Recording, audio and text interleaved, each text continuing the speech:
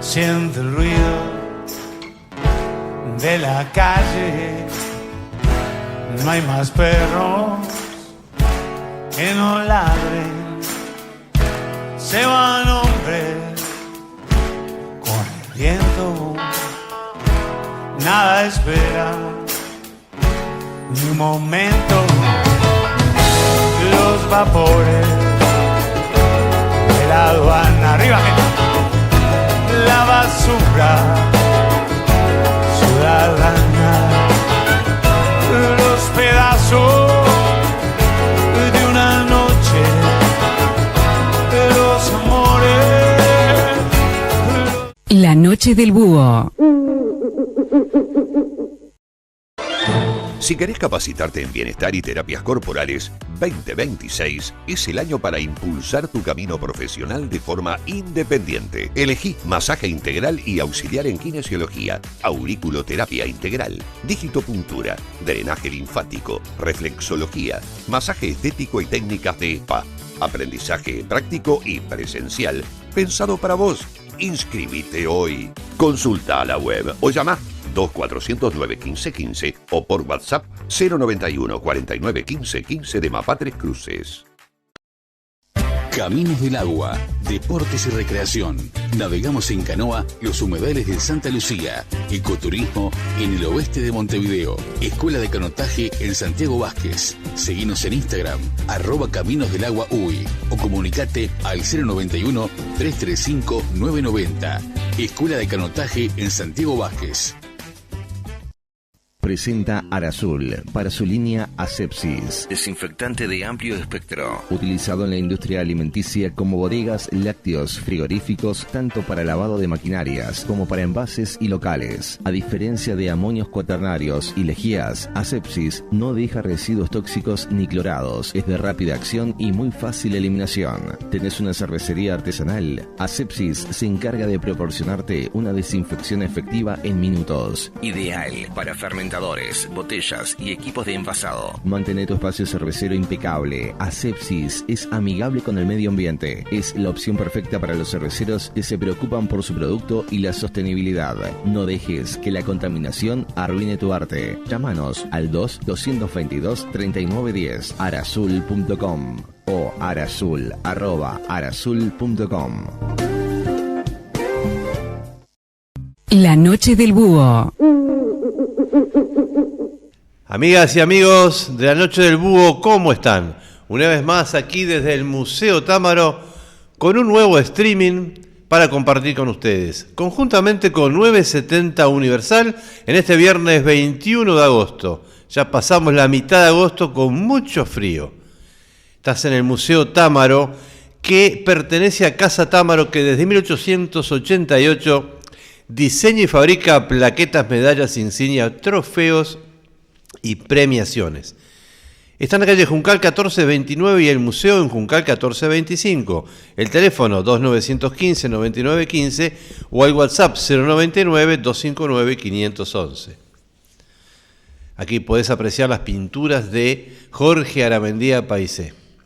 Y hablando de pinturas, si usted quiere pintar su casa, llame a Barraca Dúo. La Barraca Dúo está ahí en la calle José Valles y Ordóñez, expropios, esquina Comodoro Coe. Ahí tiene todo el asesoramiento para más de 30.000 colores a elección para personalizar su dormitorio, su cocina, su baño y también, ¿por qué no?, su azotea. Ahora que viene la primavera, hay que aprovechar para impermeabilizar y quitar esas humedades que dejó este crudo invierno.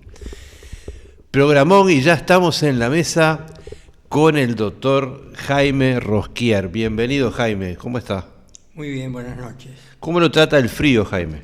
Bueno, usted ve que estoy vestido con la campera de invierno. Sí, sí. Hay que cuidarse. Muy hostil el día de hoy. Sí, el cuerpo hay que sentirlo y responder a él. Exacto. La temperatura es muy importante para todas las funciones celulares, para el mantenimiento del corazón, de los músculos y del cerebro. Y de otras partes más que vamos a hablar hoy. Exactamente. Muy bien, esas partes tabú a veces para mucha gente, ¿verdad? Bueno, ¿sabe que hay 3 tabúes? 3 tabúes. Que se manifestaron en la epidemia de SIDA. Ajá. el tabú de la muerte, Ajá. porque antes los SIDA se morían, ahora no. Sí, había como un eslogan SIDA o vida, decía. Exactamente, fue la primera Sí. campaña que tuvo sus críticas Claro. y que por suerte se pudo minimizar a partir del año 1996, en que apareció la medicación triple viral. Y yo les puedo mostrar acá un conjunto de trabajos que se hicieron antes de la epidemia, en 1984, 1986. Ajá. Ya apareció el primer caso en 1986, pero el programa no se instituyó. En 1987 se aprobó el programa nacional con colaboración de la Organización Mundial de la Salud. 1988 en marcha, 1990, y después pasé yo al Banco de Previsión Social y se creó el programa de salud laboral y de prevención en el trabajo, donde en el 96 aparece el triple plan.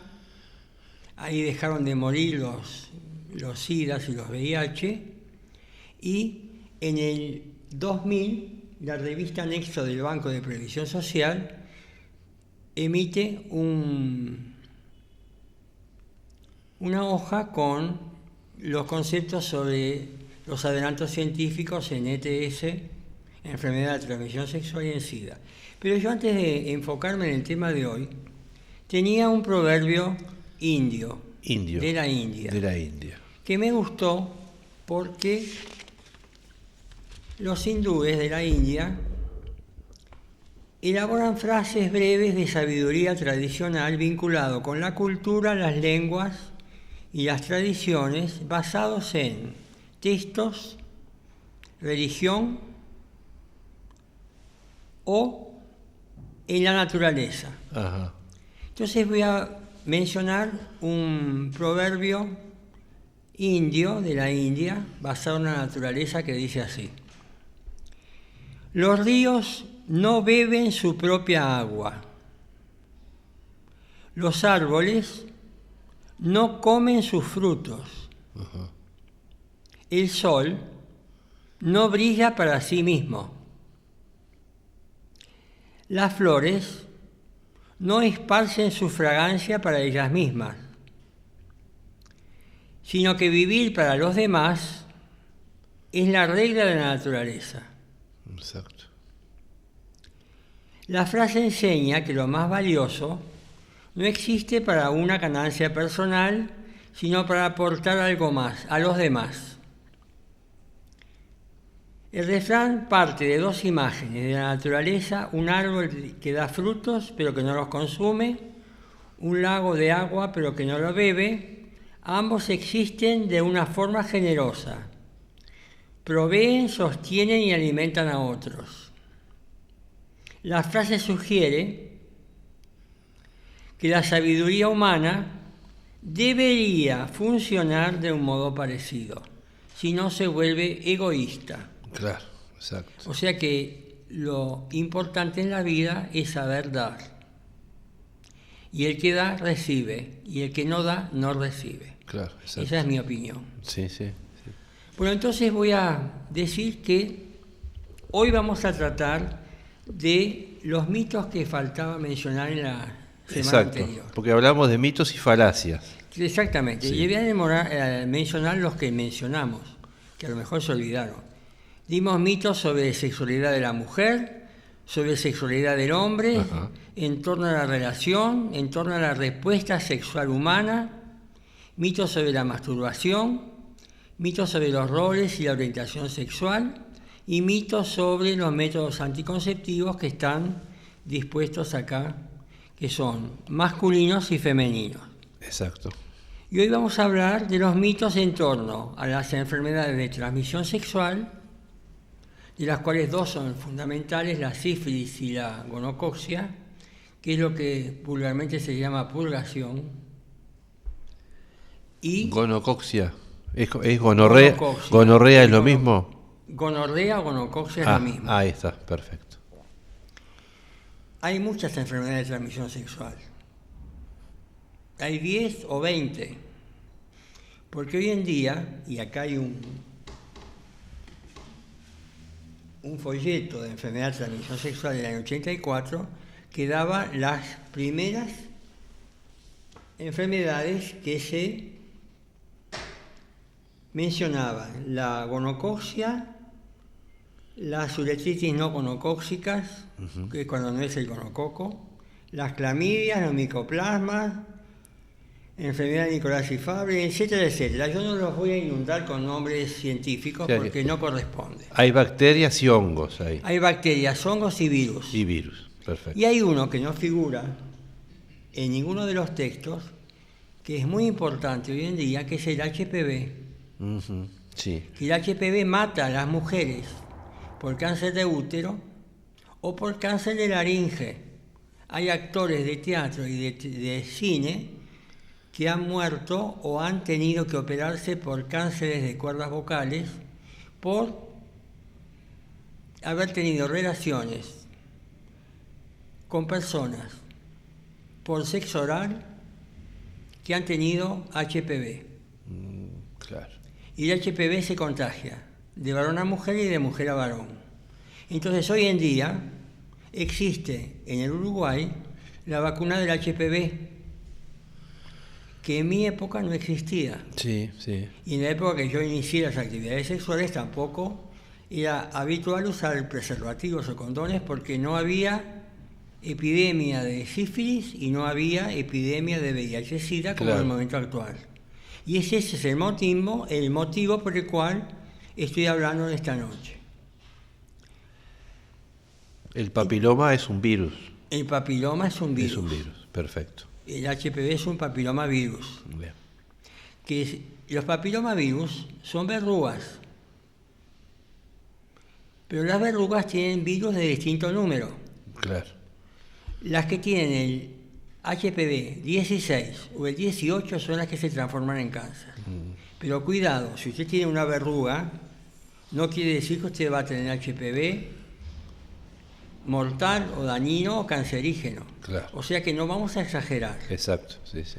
En la vida hay que tener suerte para todo, para enfermarse y para curarse. Si usted va a un buen médico, se cura. Y si va a un mal médico, la chambonea. Entonces no vamos a hablar de la ética. Bien.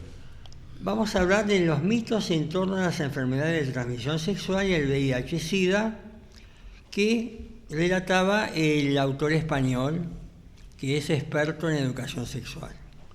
Entonces decía que se nota que una persona es seropositiva por su aspecto externo. ¿Usted qué opina? No todo lo que brilla es oro, dice el refrán. Bueno, ninguna persona tiene una careta, una máscara que diga yo soy seropositivo, soy negativo, y tiene un sello en la espalda y en el pecho que lo diga. O sea que esto no es cierto. Después, el otro mito es que las enfermedades de transmisión sexual son un castigo. ¿Quién puede decir que es un castigo? Claro. La Iglesia, la religión judía, los ortodoxos y los Opus Dei. Claro.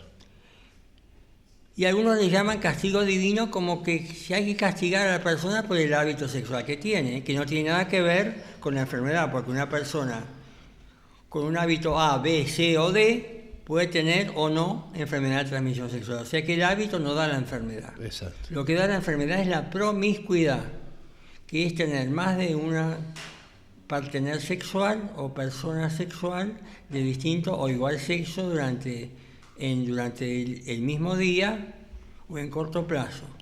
O sea que la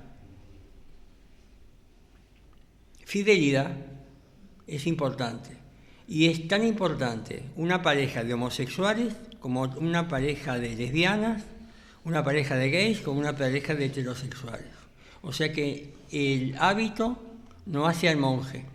Claro, la fidelidad es una garantía para no contagiarse. Es una garantía, pero es un fenómeno cultural y educativo. Claro. Generalmente, si los padres son fieles, los hijos son fieles. Pero hoy en día hay una cultura cinematográfica argentina y americana y europea que muestra el modelo infiel como modelo de postura cultural. Y yo ya hablé de eso cuando hablé de las distintas formas de familia del siglo XXI. O sea, que cada uno adopta la familia que quiere de acuerdo a cómo fue educado o a cómo fue introyectado en su mente y en su corazón y en su organismo lo que vio. Porque los niños aprenden lo que viven y no lo que les dicen. Si usted le dice a un niño, no hagas esto, hace igual lo que le quiere. Pero si el niño ve que usted todos los días se queda en su casa, y si el niño ve que o siente que los padres tienen relaciones sexuales, eso es muy bueno para el niño. Porque se da cuenta que los padres se quieren y que el sexo es muy importante en la pareja. Claro. De modo que el sexo no es vergonzoso. Y tampoco es un castigo. Exacto. Y desde el principio del mundo, en la Biblia, se tapó los genitales con una hoja de parra. ¿Quién hizo eso? Dios. Yo no sé si es cierto o no, pero sé que lo escriben los escritores de la Biblia de los textos sagrados. No voy a meterme en ese terreno. Bien. Bueno, el otro ítem sobre mitos dice que los mosquitos transmiten el VIH-Sida. Bueno, les voy a contar una anécdota. Yo atendía en mi consultorio pacientes de medicina general, dermatología, VIH-Sida, indistintamente en la misma consulta de varias horas.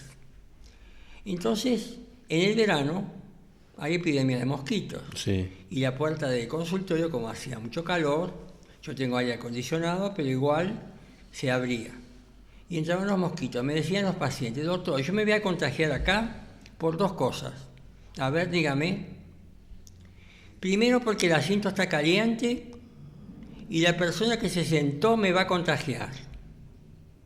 Y la otra me dijo, no, yo me voy a contagiar porque acá está lleno de mosquitos y me pica uno, usted se da cuenta, le pica el VIH que está sentado al lado mío, y después me pica a mí y me transmite la sangre con el VIH. Digo, pero no le produce eso, porque el VIH, la sangre del mosquito no transmite. El mosquito cuando pica expulsa la saliva, pero no la sangre. Claro. La sangre queda. Pero además, el VIH es tan lábil y tan frágil que inmediatamente se muere al aire libre. O sea que no es fácil de contagiar. O sea que para contagiarse del VIH hay que seguir lo que dice acá en la página 62 de mi libro Calidad de Vida. Ajá, sí.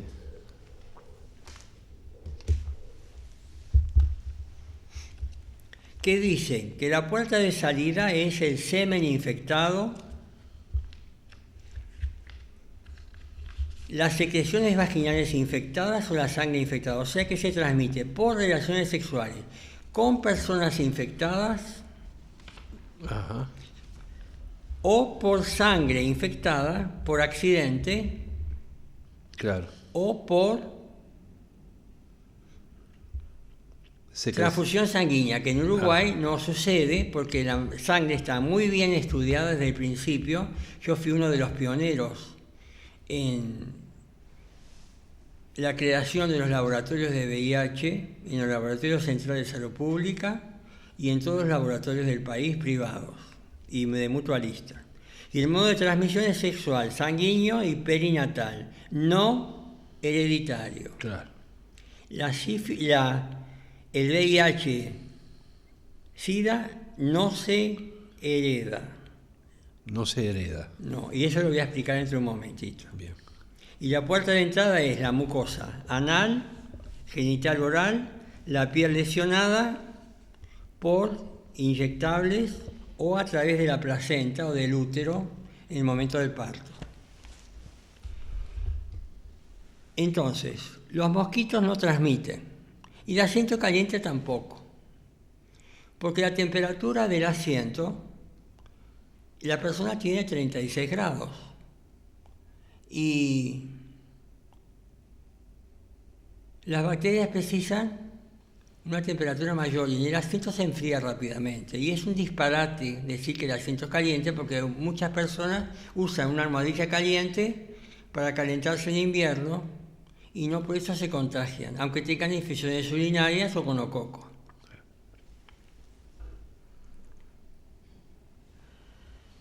El otro ítem dice que el VIH-Sida es cuestión solo de homosexuales, lesbianas, prostitutas y drogadictos. ¿Usted qué opina? No.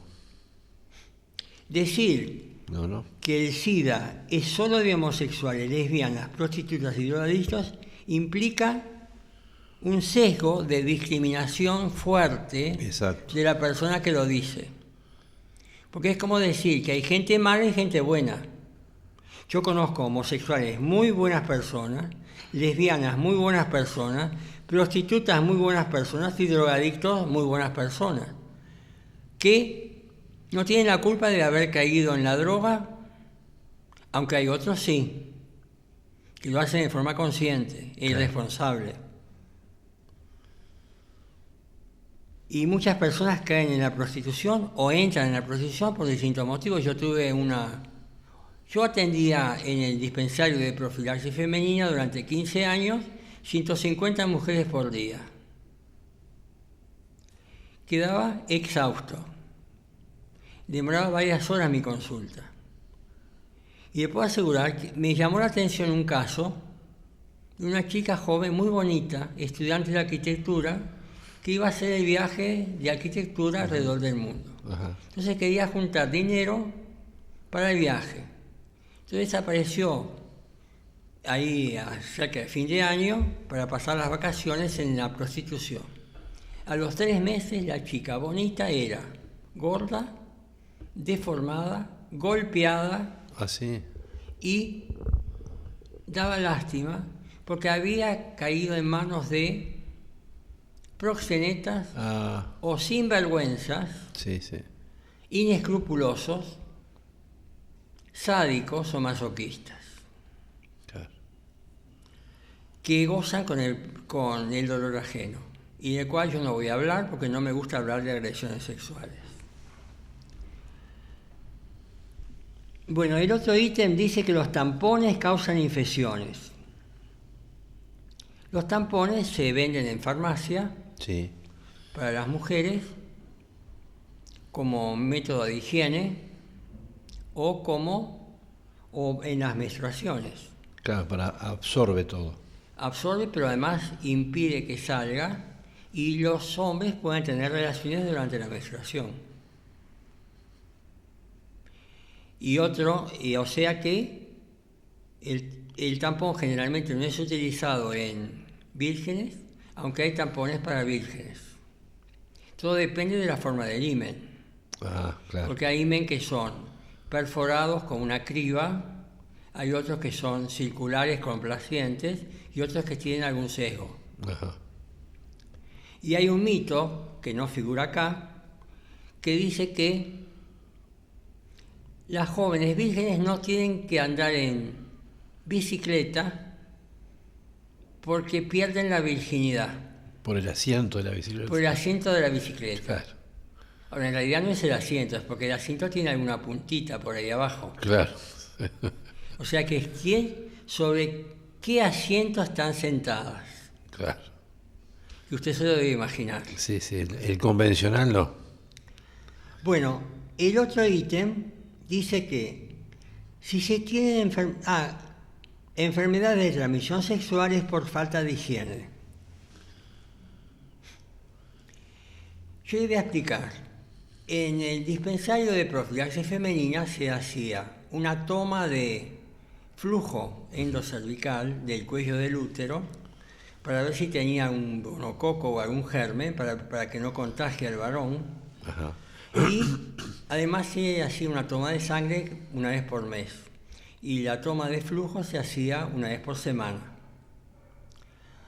O 2 veces por semana. Generalmente, los cuellos más limpitos, los más limpios y los más normales tenían los gonococos y los microbios más grandes y más bonitos del del libro de bacteriología. Ah, sí. O sea que estar con extrema higiene o sin extrema higiene no le indica que tenga gonococo. Claro. Lo que sí, si la paciente viene mal higienizada, la mandaba al baño. Por favor, claro, higienícese y venga de vuelta a la consulta. O sea que la falta de higiene no es un factor de enfermedad de transmisión sexual. Evidentemente que tiene que haber un mínimo decoro. Exacto, sí, sí. Después dice que el VIH-Sida es una enfermedad hereditaria. Bueno, el SIDA no se hereda y el VIH no se hereda, se transmite. Se adquiere, no se hereda. Se transmite, acá dice, por vía transplacentaria. Ajá. O por vía uterina, pero no sé. Hay algunos autores americanos que dicen sífilis congénita, porque congenital sífilis, pero en la traducción al español es perinatal, o sea, se contagia en los últimos meses de embarazo o durante el parto. Pero se transmite por los genes, no. Por los genes no. Por los genes no. No es genética. No es genética. Es sanguínea. Bien. Es transmisión sanguínea. Perfecto. Bueno, yo quería decir ahora, brevemente, ¿para qué sirve estudiar los mitos de la sexualidad? Porque en realidad todos piensan que yo tengo la mente retorcida, hablando de temas que no son muy candentes, pero que son muy necesarios. Exacto. Que nadie se anima a conversar. Todo esto se hace porque las enfermedades de transmisión sexual, fundamentalmente la sífilis y el VIH-Sida, son enfermedades que perjudican la salud y la vida. La gente se muere de sífilis. La gente se muere de SIDA cuando no consulta. Sí, sí. O cuando evade o deja de controlar sus enfermedades. Y en ese momento Uruguay y todo el mundo tiene un aumento de la sífilis y un aumento del SIDA porque no se utilizan estos implementos que tenemos acá, sí, sí, que son los preservativos femeninos y masculinos. O los preservativos Exacto. masculinos que hay. Mega para grandes, anatómico para más pequeño, y hay hiperfino, dice acá. Hiperfino y para sumo placer con mucho lubricante. No voy a hacer propaganda de preservativos porque a mí no me contrató ningún medio de difusión. Hay para todos los tamaños y todos los gustos. Y hay que practicar el uso en solitario, como lo dije la vez pasada, para saber en el momento de estar con su pareja, ya sea hombre o mujer, cómo utilizarlo y qué va a utilizar. Porque en ese momento uno con la fiebre sexual que uno tiene, el calor sexual, a veces comete el error o de abrirlo mal y de romperlo, o de cortarlo con los dientes, cosa que no se debe hacer nunca porque rompe el preservativo y deja de ser eficaz. Y lo mejor es que el partener o la partener, o sea, la pareja, se lo coloque. Bueno, quizá más adelante hagamos una demostración que en ese momento no corresponde. Yo lo que quería decir es que la aparición de sífilis y SIDA mortal y no diagnosticado, eso es, el subclínico, motivó a que se trabaje mucho en prevención primaria y prevención secundaria. La prevención primaria es la educación. Entonces, para educar hay que saber cuál es el problema, para saber cuál es la solución y hacer una planificación. Cuando uno planifica un programa, tiene que saber cuál es el problema y cuál es la solución. Si usted no sabe cuál es el problema, no sabe qué va a solucionar. El problema es todo lo que acabamos de hablar, todos los ítems, o sea, todos los mitos y falacias. Y cuando un mito se vuelve, o uno lo utiliza como si fuera normal, se transforma en una creencia. Ajá. Y la creencia no la saca nadie. Exacto. Entonces, para trabajar en educación sexual hay que trabajar en un triángulo. Y termino con esto.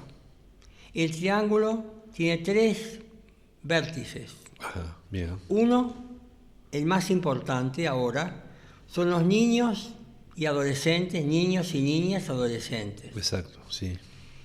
El otro puntal son los padres o madres de niños infantiles y adolescentes. Y el otro puntal son los maestras y profesores de infantil, niños y adolescentes.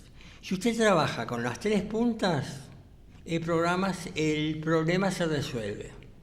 Pero fíjese usted la dificultad. Estoy hablando a adultos. Se supone que esto llega a padres de familia. No sé si los educadores me estarán escuchando, porque cada uno tiene su ego propio.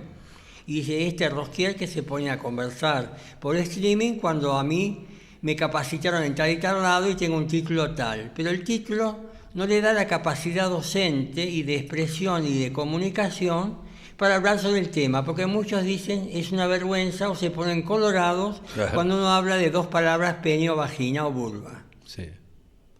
Y entonces, ¿cuál es el problema? Que vamos a educar a niños, padres no educados y docentes que vamos a educar. Entonces tenemos una generación que no está educada, la actual, que está perdida, a menos que haya sido, por voluntad propia, acudido a centros de educación.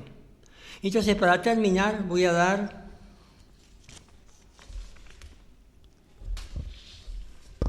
una frase. A ver. De la reina Isabel II de Inglaterra, que dice así. Está relacionado con el tema, porque mira hacia el futuro, en los momentos de dificultad. Cuando la vida se pone difícil, los valientes no se rinden ni aceptan la derrota. Al contrario, se muestran aún más decididos a luchar por un mundo mejor. Bueno, en la próxima yo voy a hablar de la encuesta real que realizó el sexólogo español en Andalucía, con 104 ítems, a partir del cual estableció un programa de educación sexual europeo que es un puntal en Europa. Bien. Y voy a traer, que está expuesto allá, en Sexual y Casos, parte del programa de educación sexual por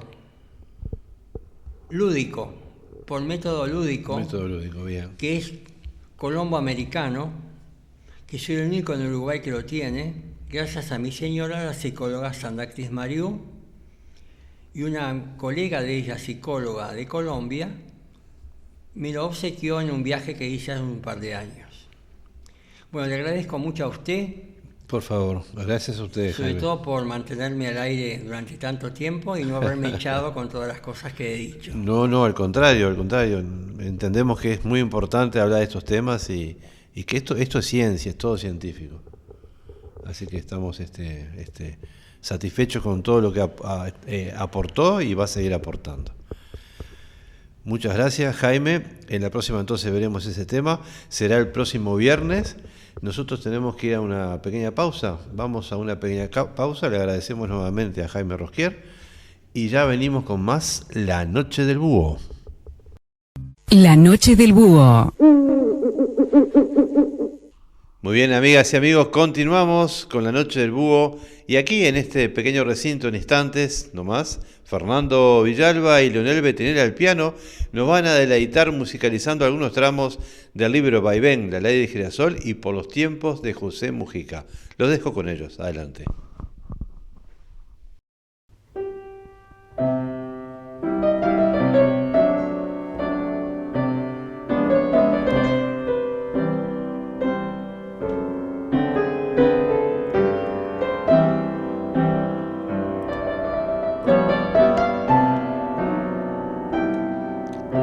Fueron tiempos de escasez los de mis años niños.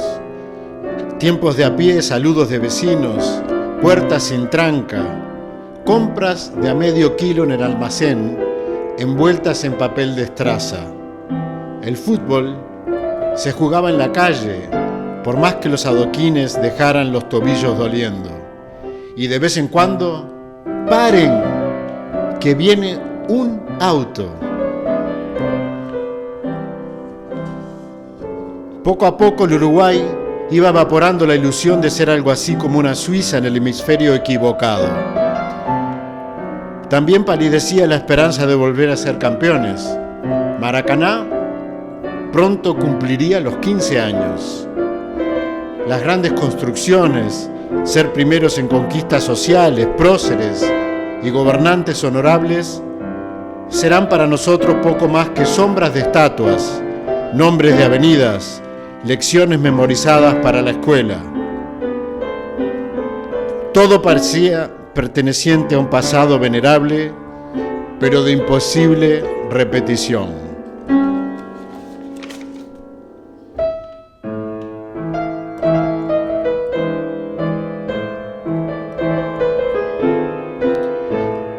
En mi familia se trataban temas non santos. No andes diciendo por ahí, hay que tener mucho cuidado. Y era cierto, de la cuadra, solo en mi casa y en otra casi al lado, había simpatías por algo llamado la izquierda. Más de una vez, cuando las peleas del fútbol callejero se acaloraban, otros niños me llamaban ¡comunista! Estaba claro, aunque mi padre perteneciera al gremio bancario y mamá fuera a reuniones de comités, no era bueno andarlo diciendo. Lo que también estaba claro era que algo grande, una trama inexplicable, se gestaba, y que ese hervor escondido entre las calles y las personas terminaría por estallar. El no saber exactamente qué ni cómo sería provocado, causaba en mí el efecto del monstruo escondido en las películas, un aumento del miedo, de la ansiedad. Más tarde apareció el Frente Amplio.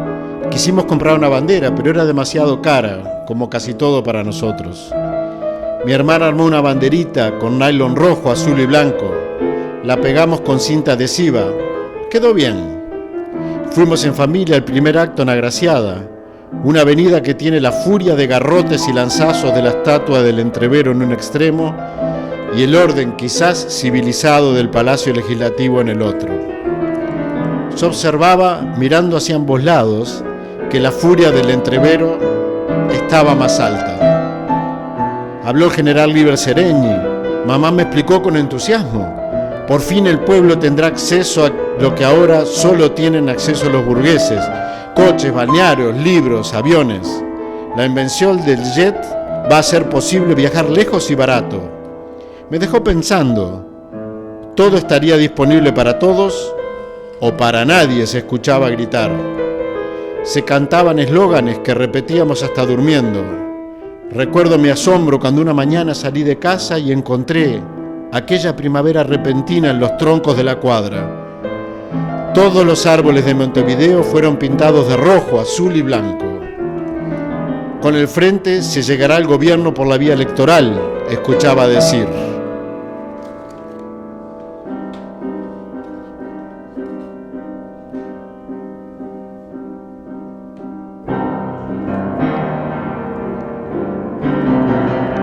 Pero los atentados continuaban. Para mí fue de repente, las calles se complicaron, huelgas de buses, de enseñanza, de bancos, muertos de uno y otro lado, estudiantes ejecutados, también policías, embajadores, grupos parapoliciales, organizaciones más o menos secretas, con siglas tan diversas que yo llegaba a confundir quién era de un lado y quién del otro. Los diarios pasaron a gritar titulares cargados de secuestros, robos de bancos, cárceles del pueblo, detenidos sin garantías. Hubo mucha gente evaporada hacia la clandestinidad. Encapuchados, represión, medidas prontas de seguridad. Todos los días entraban palabras nuevas de difícil digestión para mis diccionarios, todavía poblados de mundos ideales, personajes heroicos, fantasías ilesas de niño lector.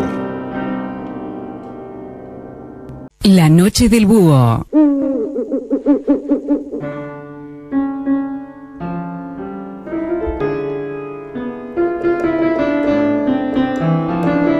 Acamparon en mi casa los gitanos, no adentro, pero entraban todo el tiempo por los vidrios cerrados. Faldas altas, estridentes, kriptonitas corriendo en las melenas, se quedaban con tus ojos y mirabas. De repente aparecían en el zaguán, pedían agua y eso no se niega. Los gitanos nos veían desde el campamento, sabían de nosotros y nadie del barrio estaba preparado.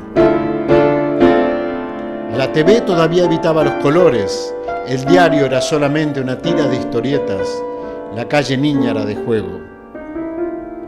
No le abras la puerta a los gitanos, ordenaba mamá antes de irse, pero las gitanas ya estaban adentro.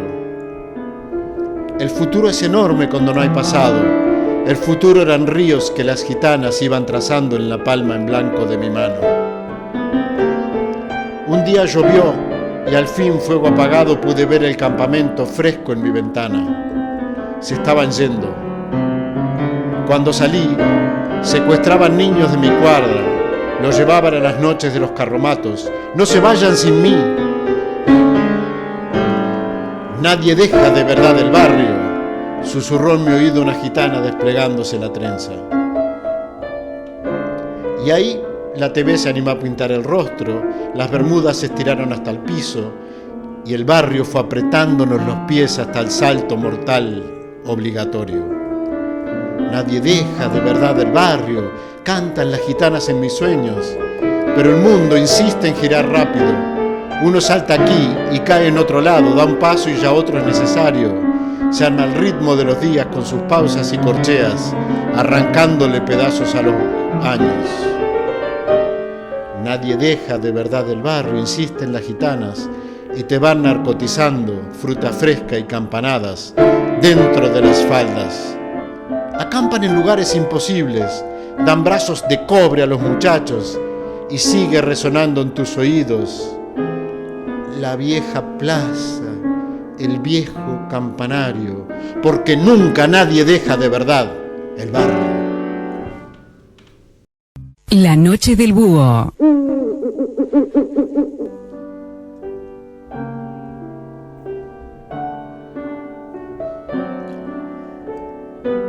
Hablábamos de la revolución con el Che y me decía, ¿a ustedes no se les ocurrirá hacerla en verano con las playas que tienen? ¿Qué poema más lindo que una mujer desnuda?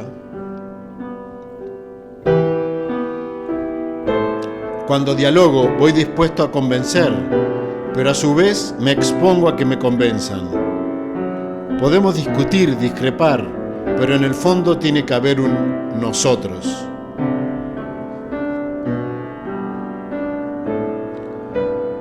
No somos iguales hombres y mujeres, por suerte.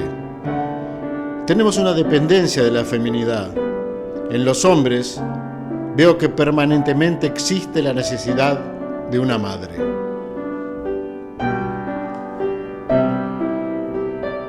El amor a la edad de la juventud es una cosa, sin embargo, en la vejez es una dulce costumbre, es la forma de evadir la soledad.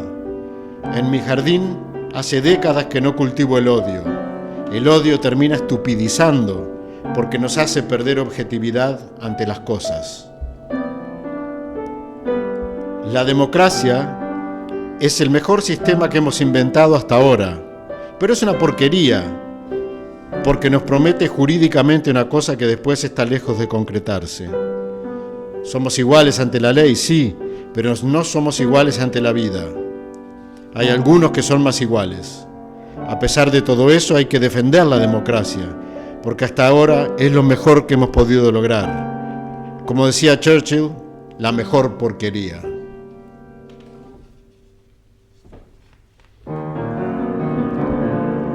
Ni los grandes estados nacionales, ni las transnacionales y menos el sistema financiero deben gobernar el mundo.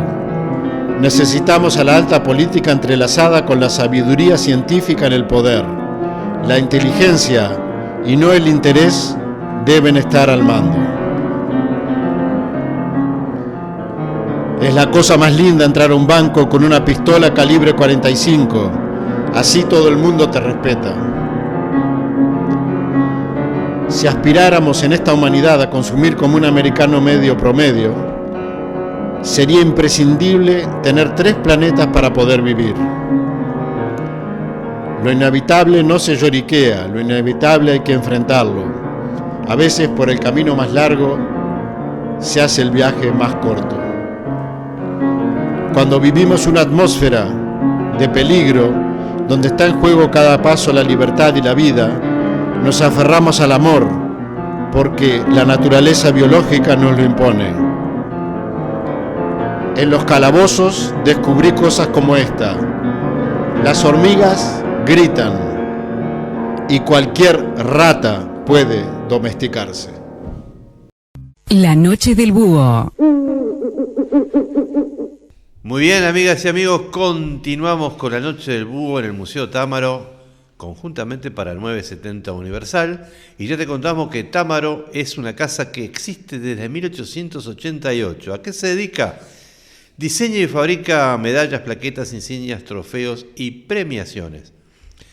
Está en la calle Juncal 1429 y el museo está en 1425, justamente arriba de la Casa Támaro. Sus teléfonos son 2915-9915 y 099-259-511.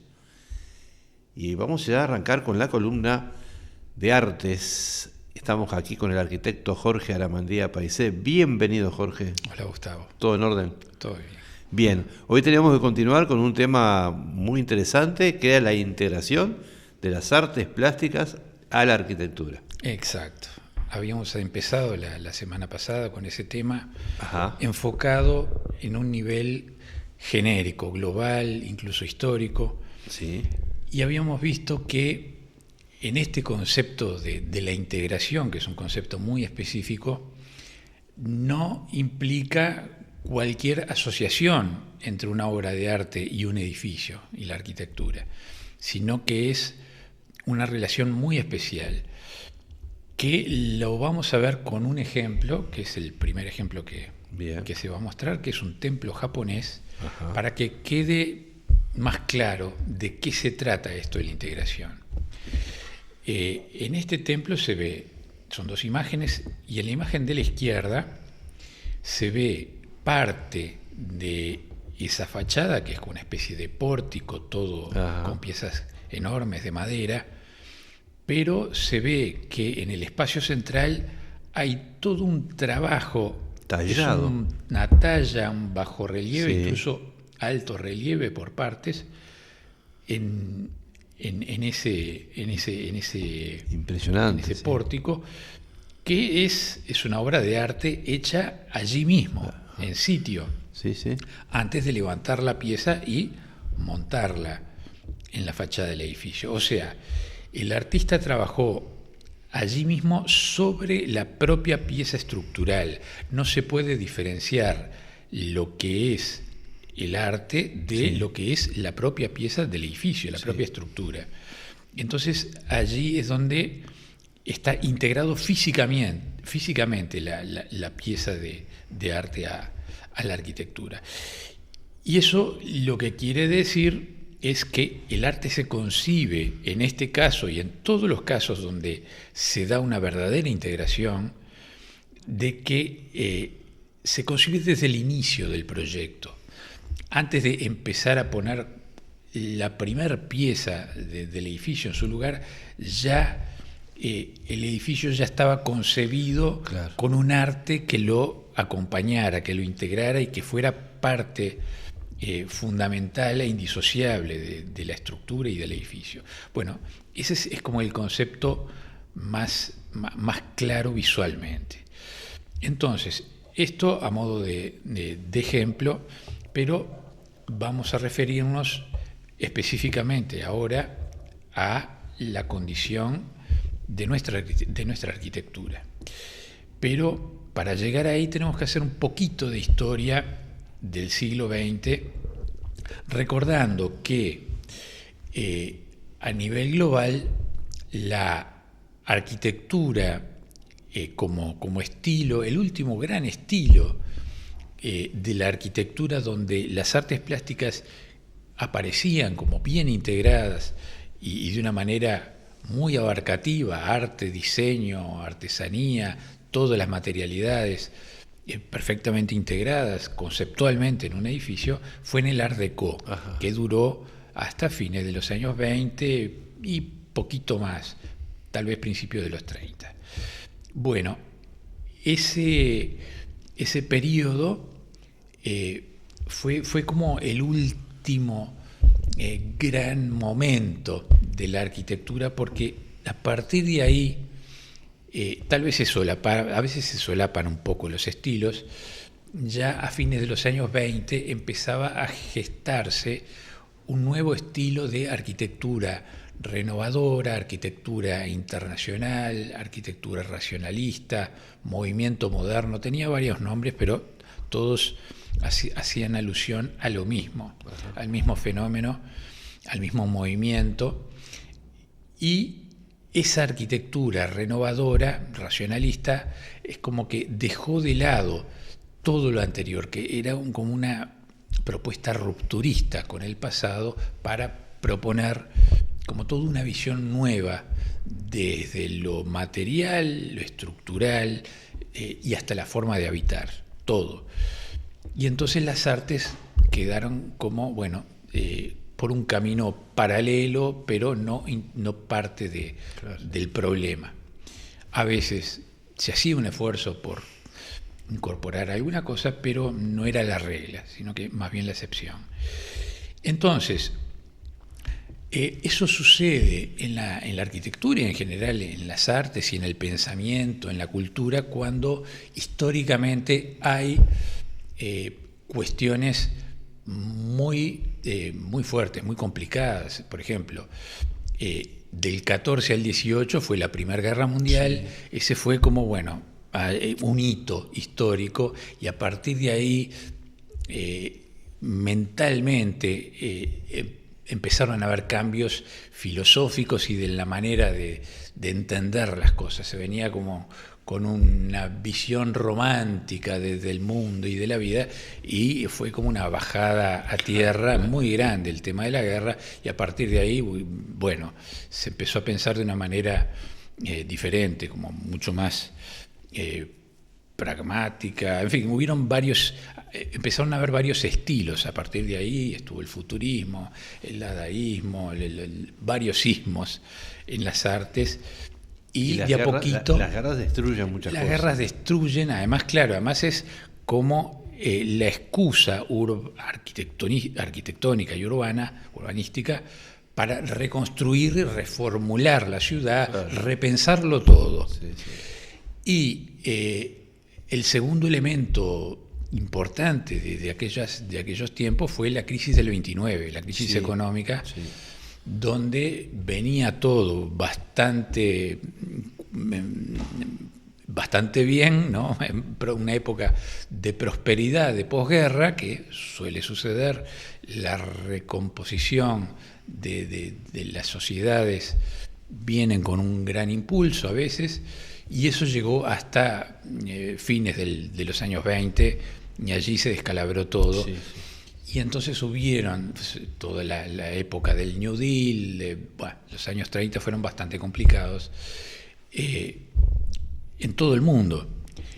Y entonces eso también ayuda a reformularlo todo. Y arquitectónicamente sucedió que apareció un nuevo movimiento, el movimiento moderno, que partía de conceptos sumamente esenciales, casi que la estructura pura, las líneas mínimas, menos es más, sin ningún maquillaje, sin molduras, sin ningún aditamento, nada. Lo más básico, la expresión más auténtica, entre comillas, de la esencia del construir, la arquitectura.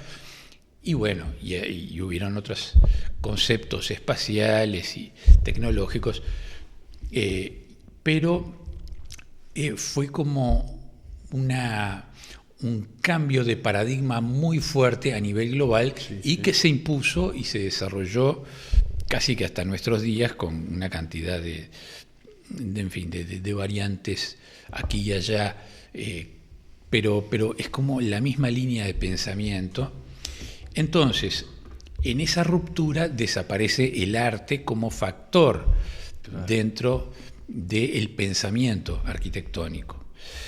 Entonces, aquí en Uruguay, a fines de los años 20 también, se comienza a imaginar esa modernidad, ese nuevo mundo moderno, incluso con la arquitectura, porque además se desarrollaba desde el pensamiento, desde la sociología, todo, la filosofía, todo. No era solo la arquitectura es parte de un gran sistema cultural que desde distintos lados se alimenta. Entonces, en las tertulias intelectuales de la época se daba un cruce de diversas prácticas estéticas de aquella época, y bueno, y claro, esas personas que debatían esta situación cultural y artística eran personas que vivieron en las épocas anteriores, o sea, tienen una formación clásica anterior. Entonces, tienen como esa doble composición mental de un pasado en el que vivieron toda la vida, donde esos elementos convivían, el arte con la arquitectura, una visión clásica, incluso presente en el Art Deco, y esa nueva visión era como un ideal, una utopía incluso, urbana y arquitectónica, de algo nuevo a lo que aspirar y, bueno, enfocarse hacia allí, a ese nuevo paradigma, y bueno, y a ver cómo se encamina aquello. Entonces, esas dos mentalidades discutían, ¿no? Coexistían, y todo eso en el Montevideo de fines de los años 20 se superpone a algo muy singular, que hubo un arquitecto moderno muy importante, probablemente de los 2 o 3 más importantes, algunos lo consideran el más importante del siglo XX, llamado Le Corbusier. Bueno, ese era el apodo, pero todos lo conocían como Le Corbusier, que ese arquitecto tuvo una influencia enorme en el desarrollo de la arquitectura global. Y ese arquitecto vino a Montevideo en 1929, dio algunas charlas por aquí, luego fue a Buenos Aires, y los jóvenes arquitectos de aquella época miraban con mucho interés todo aquello y ávidos de aprender, de encontrar su camino a partir de estas nuevas líneas de pensamiento y arquitectónicas. Entonces, empieza a captar esta arquitectura moderna que trataba de impulsar Le Corbusier, empieza a captar nuevos adeptos rápidamente. Y los arquitectos aquí absorbían todo lo que podían de lo que llegaba de afuera. Absorbían, bueno, por ejemplo, viajes de egresados de la facultad. No existían como ahora los viajes multitudinarios de arquitectura, que ahora viajan 200 por año, ¿no? En aquella época eran contaditos con los dedos, estaban los grandes premios, creo que los mejores de cada generación, eran muy poquitos, viajaban y hacían todo un trabajo para traer todo ese conocimiento aprendido y volcarlo a la facultad para tener toda esa nueva visión de las cabezas más lúcidas de cada generación. Bueno, era algo diferente a como es ahora. Entonces estaban esos viajes, y habían unas pocas revistas. Ahora tenemos internet, todo está a la mano, ¿no? Exacto. Millones de imágenes de todo el mundo apretando un botón. Bueno, en aquella época, que no había televisión, no había radio nada más, pero lo que se consumía era, como imágenes de afuera, revistas, muy pocas revistas que llegaban de Europa y de Estados Unidos. Estaba Architectural Review, Architectural Digest, la Architecture d'aujourd'hui, no, mi francés no es muy bueno, Wendingen, de Alemania y de Holanda, algunas, pero bueno, eran, no sé, 4 o 5 que llegaban, y cuando llegaban las devoraban, porque era lo que había para aprender, era todo lo que había para poder acercarse a ese mundo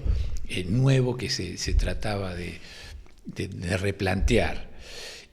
Y los arquitectos y los estudiantes uruguayos lo hacían con una solvencia, con una capacidad crítica que realmente era muy buena. O sea, comparado incluso con otros lugares, había mucho pensamiento, mucho razonamiento atrás de cada imagen. La procesaban, la desmenuzaban de una manera envidiable, incluso para los parámetros de época. Bueno, claro, era todo lo que contaban, entonces sabían punto y coma de cada cosa. ¿Estamos hablando de qué año? Fines de los años 20, principios de los años 30.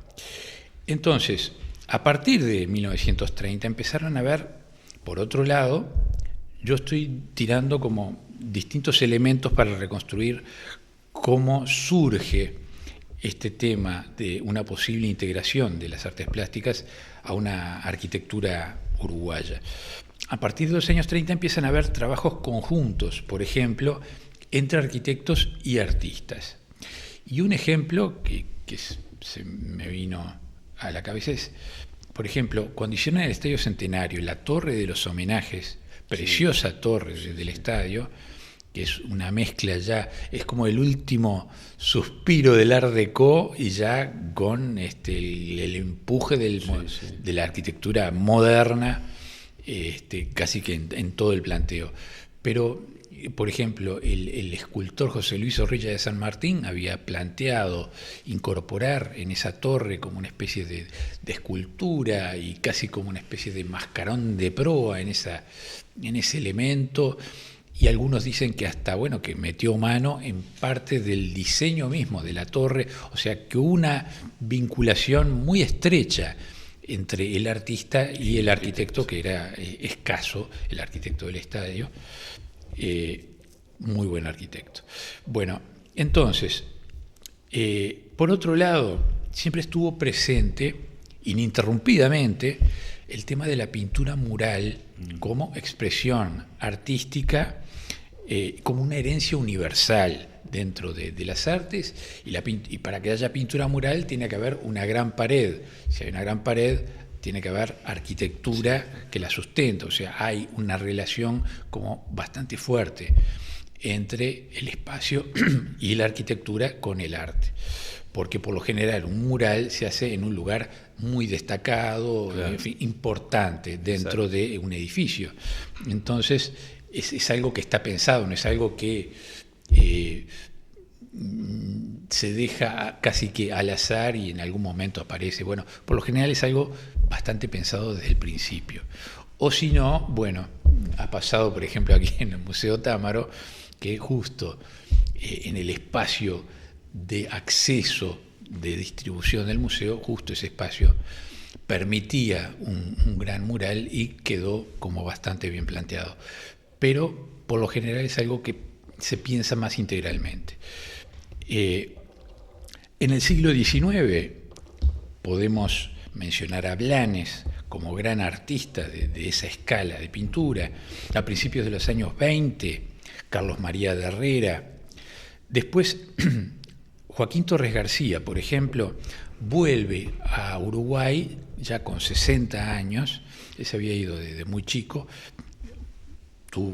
habitó distintos lugares, después voy a hablar de Torres García, pero vuelve en el 34 y de ahí hasta que murió quedó aquí, en esta tierra, difundiendo su mensaje, su arte, su prédica, del 34 al 49, que entonces impulsó todas las artes y la vinculación también promovió una vinculación muy fuerte entre las artes y la arquitectura.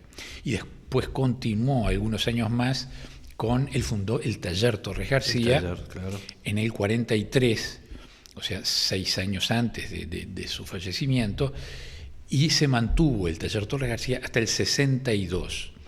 Así que duró un poquito menos de 20 años, con los alumnos como una segunda generación e incluso después tal vez con una tercera generación. Pero entonces, el muralismo estuvo como siempre presente desde el lado de las artes. El muralismo es pintar la obra en una pared. En la pared, o a veces no directamente en la pared, a veces se hace una gran tela. Ajá. Y la tela se monta entera en la pared o en fragmentos, pero la idea es cubrir todo un gran espacio que aparezca como nacido en ese plano. Bueno, y hubieron muralistas muy importantes, el muralismo mexicano, por ejemplo, de principios de siglo, hasta los años 20, 30 y capaz que un poquito más, fue probablemente el más influyente en América y tal vez a nivel global también, porque realmente se le dio muchísima importancia. Hubieron 3 muralistas importantes de aquella época, Orozco, Rivera y Siqueiros, muy conocidos, y también sucedió en Argentina, sin influencia también en Brasil, y del lado local, bueno, Torres García, Joaquín Torres García, que configura las bases para una interpretación local del muralismo acorde a postulados de la modernidad con un camino propio teórico experimental, porque en algún momento vamos a hablar solo de Torres García porque es muchísimo lo que ha legado desde el punto de vista de pensamiento, no solo de la obra, porque Torres García era un gran pensador, fue como un humanista, ¿no? Una especie de filósofo, gran pedagogo, además de artista, y él se veía como un constructor, más que como un artista, ¿no? Él promovía el universalismo constructivo, ¿no? Entonces ya se veía como alguien capaz de articular las distintas fuerzas creativas. Y tuvo una serie de seguidores, ¿no? Alumnos. Sí, ahí está. Su taller formó gente. El Taller Torres García, que tuvieron un estrecho vínculo con una serie de arquitectos, y ahí es donde va a remontar esa relación, esa integración entre la arquitectura y las artes. Bueno, en la década del 20 y 30, algunos arquitectos, como Craboto o Megabasso, son nombres muy importantes dentro de la arquitectura nacional, de nuestra historia moderna de la arquitectura, ya consideraron al ladrillo y el adobe como materia prima de una arquitectura autóctona. Hay que pensar que en aquella época estaba el eclecticismo historicista, sí, ¿no? Sí. Los edificios que copiaban los modelos clásicos europeos, llenos de molduras y figuritas y todo aquello que sobrevive en la ciudad, por suerte algunas cosas, pero claro, era una herencia con una cabeza de otro lado, ¿no? Importada, era como una idea importada de cómo debía ser la arquitectura. Bueno, estos son como los primeros arquitectos que se ponen a pensar en cuál es la arquitectura más apropiada que tenemos que tener, cuál es la materialidad, los recursos, los materiales, el ladrillo, ¿no? Que nacen de nuestro suelo y más naturales, más apropiados para incorporarlos a la arquitectura y como lenguaje y todo eso. Entonces, vamos a ver otra imagen que son algunos ejemplos ya más contemporáneos, pero lo vamos a ver después de la pausa. Ahí está. Tenemos más fotos para ver. Bien, que tenemos que hacer una pequeña pausa ahora. Bueno, hacemos una pequeña pausa y luego vemos todo este material en los próximos minutos. Adelante. La noche del búho. Muy bien, amigas y amigos, segundo bloque de la columna de arte con Jorge Aramandía Paisé. Y seguimos tratando entonces la integración de las artes plásticas a la arquitectura. Ahí está. Y estábamos a punto de ver un grupo de imágenes. Ajá. Que son 4 obras, algunas de ellas con dos fotos de cada obra, que ilustran un poco esto de la integración del arte a la arquitectura desde aquí, con obras nacionales, y hay una que vamos a empezar hablando por esa, que es la de arriba a la izquierda, son 2 fotitos chiquitas en blanco y negro, sí, que es un parque de un complejo de viviendas en Reston, Virginia, en Estados Unidos, realizado en 1965, y donde un arquitecto, un artista uruguayo que perteneció durante años a la primera generación del taller Torres García, Gonzalo Fonseca, fue el encargado de hacer toda la parte de equipamiento físico con elementos arquitectónicos, se podría decir, pero también plásticos, o sea, donde si uno ve esas imágenes cuesta diferenciar qué es la escultura y qué es un diseño arquitectónico, porque en realidad es el mismo objeto. Sí. Entonces, la imagen bien a la izquierda es un patio. Es una especie de plazoleta para niños, sí, que tiene un arenero con forma de botecito, es precioso. Ajá. Bueno, y en la otra imagen son toda una especie de estructuras esculturales de madera dura, donde los niños trepan, y es como es parte del espacio de juegos, que si bien es parte de un complejo escultórico al aire libre. Aquí está a la derecha. Sí, los niños se lo apropian y Sí. lo hacen parte de su jardín. Ahí está un niño pequeño escondido. Ay, sí. Entonces, ahí está. Entonces, arte y arquitectura están perfectamente integrados. Y esa cúpula, esa punta que hay ahí que tiene algo oscuro arriba. Sí. ¿Qué es? Bueno, es uno de los elementos esos esculturales. Es una pieza abstracta, Ajá. nada más. Capaz que hace alusión a algún nido de hornero arriba Sí, de una rama. A veces algo me pareció hacen así. abstracciones de ese tipo. Sí, Bueno, sí. seguimos con las 2 imágenes de arriba a la derecha, que es la iglesia de Atlántida, muy conocida, de Eladio Dieste, sí. obra de 1960, y que bastante recientemente se ha tomado como el conjunto de, en realidad no todas, pero una docena de obras de la producción de Dieste,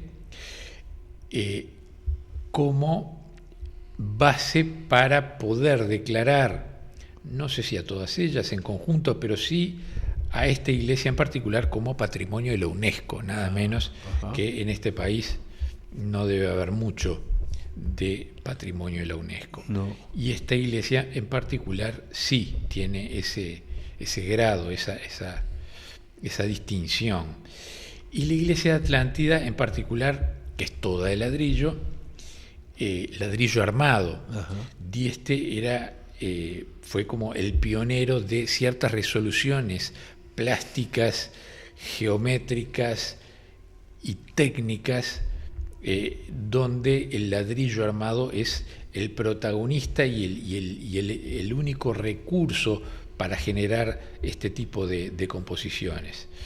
Muros curvos calados, Sí, superficies arregladas, en fin, hay varios detalles. Pero entonces la plástica, en vez de incorporarse otros elementos plásticos a la arquitectura, no, es el propio edificio que en su volumetría, en su composición, es el propio arte, el Sí. edificio, porque es como una escultura a gran escala. Bueno, después está abajo a la izquierda Sí.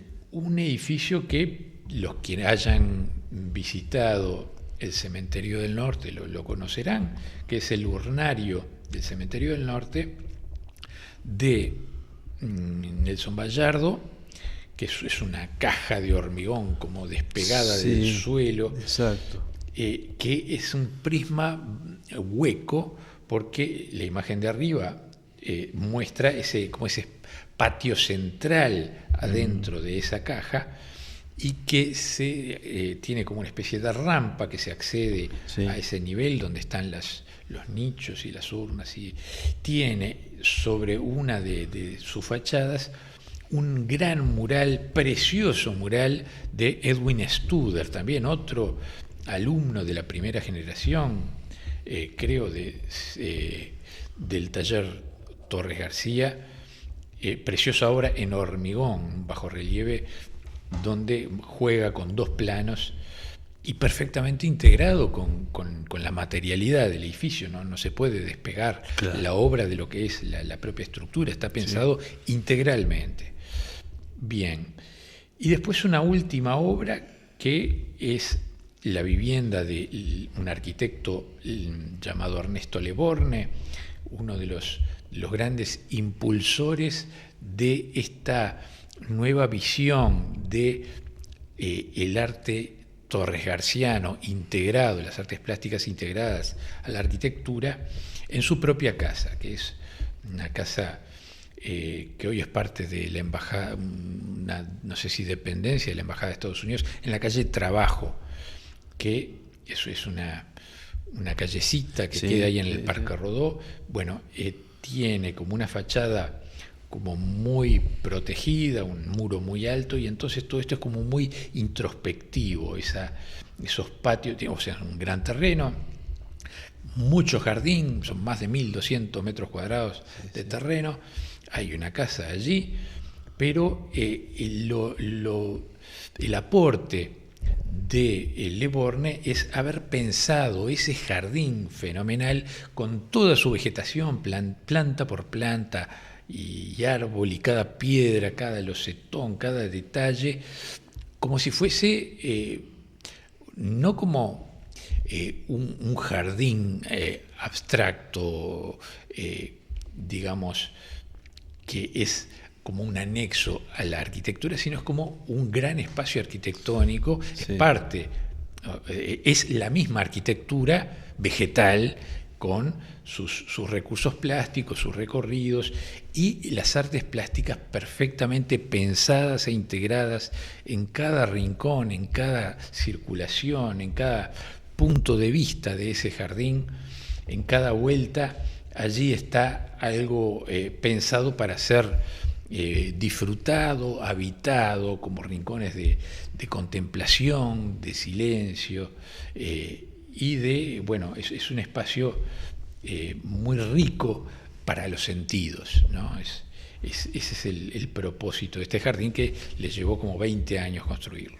Bueno, y hay una frase de Gabriel Pelufo hablando sobre esta relación entre las artes y la arquitectura, pero lo voy a aplicar específicamente como una explicación de la vivienda de Le Borgne, y él dice: la vinculación arte constructivo-arquitectura contribuye a humanizar el espacio y crea lugares a través del uso de materiales rústicos con resonancias arqueológicas dentro de una atmósfera discreta y enigmática, que eso es un poco el perfil de estos espacios de sombra y de silencio, ¿no? de murmullo, aunque hay fuentes, hay agua, hay sonidos, está todo, pero se aplica más específicamente, yo creo, a este tipo de obras.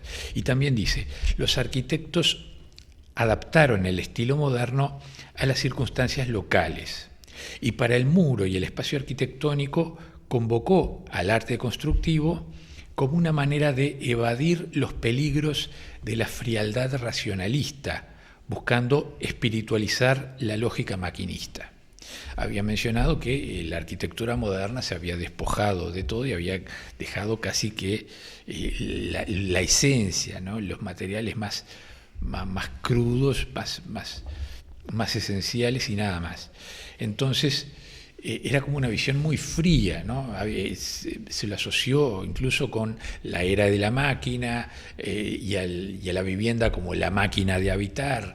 Son conceptos que en la facultad uno incorpora cuando habla de este periodo en particular, donde, claro, uno piensa en la vivienda como una máquina de habitar, entonces le da la sensación de que es algo muy frío, muy distante, poco humano. Entonces los arquitectos locales, los arquitectos de esta época, trataron de humanizar esa visión de la arquitectura. O sea, se apropiaban de todo eso que les llegaba de esa visión, pero lo transformaban en algo más humano. Bueno, y a la valoración vernácula del ladrillo se le incorpora, con la prédica de Torres García, una valoración ritual y ética, un fundamento místico y filosófico, además del económico, estético y constructivo. Porque Torres García era un gran pensador y hay mucho de filosofía y de ética en su prédica. No es solo la doctrina, bueno, podría ser también, pero la propagación de un mensaje netamente plástico, no, iba mucho más allá, como si fuese un verdadero humanista, además de un artista nada más.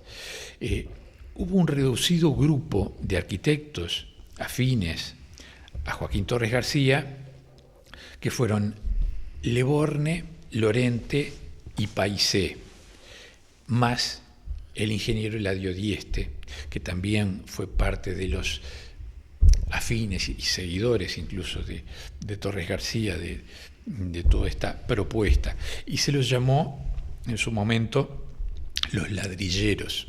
Si uno ve la iglesia de Atlántida, que es todo de ladrillo, es como bastante claro. Y que legaron al Uruguay un conjunto de obras excepcionales por su calidad y originalidad, con la común preocupación por la integración orgánica entre arte y arquitectura. Simultáneamente a la arquitectura moderna, fría, racional, que promovía la máquina de habitar, se desarrolla una tendencia orgánica proveniente de Escandinavia, porque al mismo tiempo que se estaba dando en el resto de Europa y en Estados Unidos la arquitectura racionalista y fría, en Escandinavia, pensaron un poco diferente, ¿no? Escandinavia está llena de bosques, la madera es un elemento que es muy representativo de ellos, y las formas tan duras tampoco les convencía siempre. Entonces, como que domesticaron un poco la forma y propusieron una nueva forma más orgánica de entender la arquitectura, bajo el influjo de un arquitecto muy conocido que se llama Alvar Aalto, y otros como Asplund, Markelius, Jacobsen. Y en Estados Unidos, gracias al enorme impulso en esta arquitectura y visión orgánica, que fue Frank Lloyd Wright, que ya lo hemos mencionado. Esta influencia orgánica empieza a ser más evidente a partir de los años 40, aquí en Uruguay. Y también hay otras influencias como la holandesa, con arquitectos como Van Desburg, y la alemana, con la Bauhaus, aquella escuela de diseño que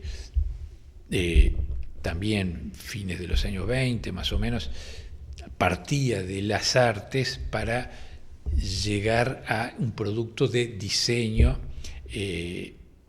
un objeto que no es artístico, o sea, es el punto de partida, el arte, para llegar al diseño, a todas las escalas.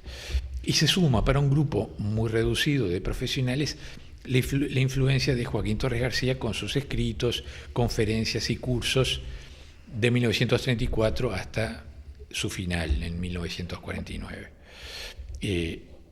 Este pequeño grupo, que representa una nueva visión de la arquitectura en el país y una aproximación inédita a la disciplina por la esencia de sus contenidos, es capaz de sintetizar la esencia del pensamiento renovador racionalista con una visión orgánica y apropiada al entorno, y con criterios de integración Torres Garcianos de las artes plásticas. O sea, toman todas las influencias externas e internas, ya Torres García insertado al contexto nacional y promoviendo su visión.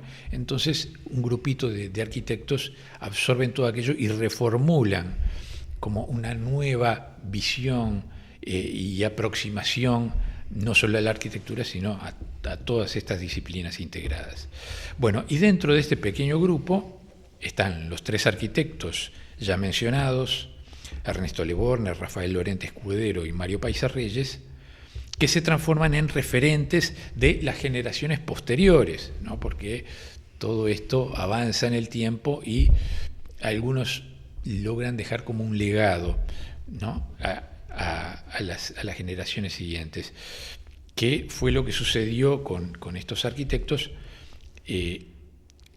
Con las generaciones posteriores al nuevo plan de estudios de 1952, que se reformula toda la enseñanza de la arquitectura aquí desde la facultad aquí en Uruguay, y se transforman en portavoces de esa vital tesitura orgánica. Debe aclararse que han habido otros profesionales con trayectorias y búsquedas destacadas en este periodo y obras excepcionales como el mencionado urnario del Cementerio del Norte de Nelson Vallardo en conjunto con el artista plástico Edwin Studer, o el sólido conjunto de obras del ingeniero Eladio Dieste, también estrechamente vinculado al taller Torres García, con un imaginativo manejo plástico tecnológico del ladrillo y una sensibilidad muy especial en su uso. Y había elegido dentro de estos tres arquitectos que fueron como los precursores de esta visión, los pioneros de esta nueva integración con las artes desde el taller Torres García y el propio Torres, sobre todo con sus alumnos, ¿no? Los alumnos del taller Torres García, que había elegido tres ejemplos de Leborgne, Lorente y Paisé, que para emparejar un poco las visiones, la casa de Leborgne, la casa de temporada de Lorente y la vivienda de Paisé, para mostrar y explicar un poco cómo se daba esta integración. Pero no sé cómo andamos de tiempo. ¿Sí? Bien. Vamos a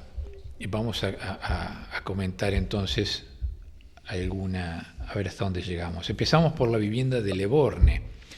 Leborgne no hizo mucha cantidad de obra, pero lo que hizo fue muy significativo, y su obra más sobresaliente fue su propia vivienda, que la mencionamos, donde ese espacio vegetal, ese gran parque, lo envolvía todo con obras plásticas Torres Garcianas.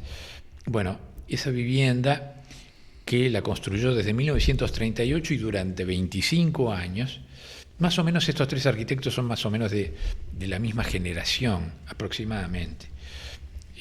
La casa tiene una expresión unitaria de ladrillo rústico y tiene 3 niveles. En el subsuelo, el estudio. En planta baja, las áreas sociales con sus servicios. Y en planta alta, los dormitorios en un terreno de 1.225 metros cuadrados.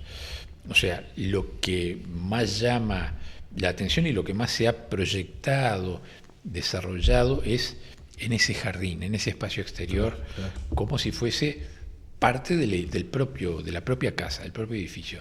No es un anexo a la vivienda, sino que es el espacio exterior mismo de la vivienda, como si fuese un gran salón al aire libre, ¿no? Abierto.